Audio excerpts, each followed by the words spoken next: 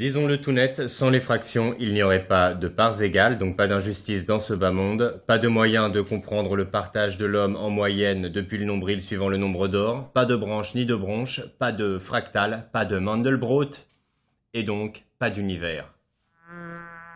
Et bien d'autres choses encore. Égalité pour tous les nombres! Égalité pour tous les nombres! Mais qui crie comme ça à la fin du Moyen-Âge? Ce pourrait être Nicole Oresme, savant et conseiller du roi Charles V. Si Oresme proteste, c'est parce qu'il défend les nombres irrationnels, comme pi ou racine de 2, aux décimales qui s'enchaînent à l'infini de façon tout à fait anarchique, c'est-à-dire non périodique, sans logique apparente pour le bon sens. Des nombres qui, tout simplement, ne peuvent pas s'écrire sous la forme d'une fraction.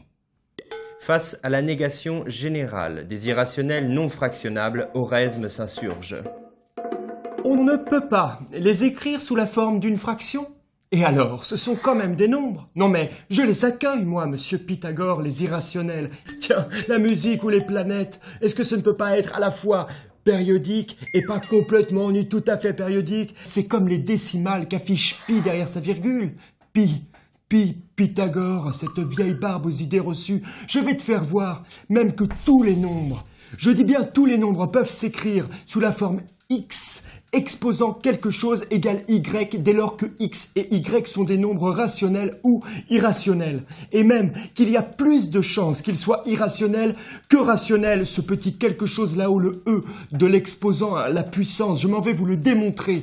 Par exemple, si j'expose 2 avec 1/2, c'est-à-dire, si je prends 1 le numérateur et 2 le dénominateur de l'exposant de 2, alors le nombre inconnu que je cherche est irrationnel. Maintenant, voyons voir par exemple ce qui se passe dans le cas des orbites circulaires et...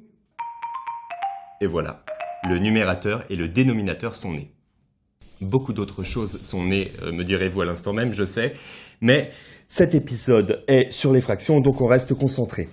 Petit encart pédagogique, une fraction est une division non effectuée entre deux nombres entiers.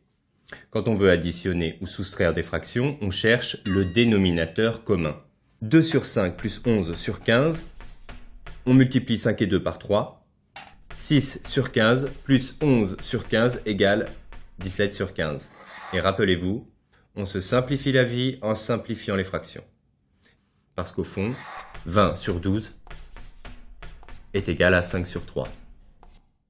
Pour clore cette histoire, reprenons un instant notre Oresme qui, au détour d'un raisonnement, a pondu dénominateur et numérateur. Comme quoi, c'est drôle les maths. C'est drôle, et pourtant c'est rationnel. Il faudrait dire que si les mathématiques sont rationnelles, alors ou irrationnel. La nature serait irrationnelle, ce qui voudrait dire que pi, c'est peut-être dans le brin d'herbe.